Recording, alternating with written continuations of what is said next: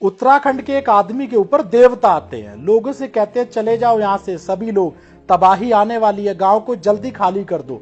टिहरी गढ़वाल तीनगढ़ गांव 15 मकान मलबे की चपेट में आते हैं, 3 स्कूल चपेट में आते हैं और फिर 3 दिन बाद गांव के अंदर भयंकर तबाही आती है, आपदा आती है। पर सभी लोगों ने अपने कुल देवी देवताओं की बात मानकर गांव पहले ही खाली कर दिया था और अपने लोगों की जान बचा दी।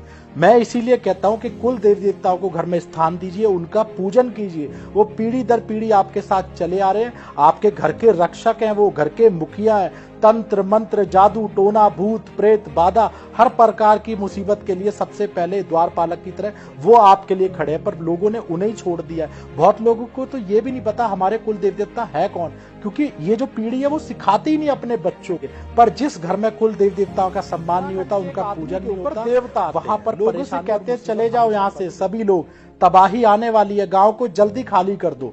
टिहरी गढ़वाल तीनगढ़ गांव 15 मकान मलबे की चपेट में आते हैं, 3 स्कूल चपेट में आते हैं और फिर 3 दिन बाद गांव के अंदर भयंकर तबाही आती है, आपदा आती है। पर सभी लोगों ने अपने कुल देवी देवताओं की बात मानकर गांव पहले ही खाली कर दिया था और अपने लोगों की जान बचा दी।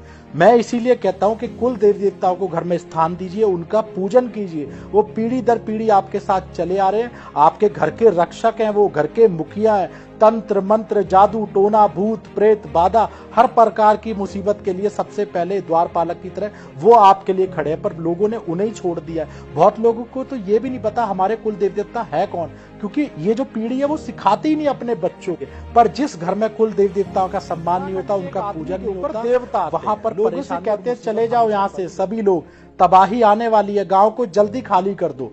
टिहरी गढ़वाल तीनगढ़ गांव 15 मकान मलबे की चपेट में आते हैं, 3 स्कूल चपेट में आते हैं और फिर 3 दिन बाद गांव के अंदर भयंकर तबाही आती है, आपदा आती है। पर सभी लोगों ने अपने कुल देवी देवताओं की बात मानकर गांव पहले ही खाली कर दिया था और अपने लोगों की जान बचा दी।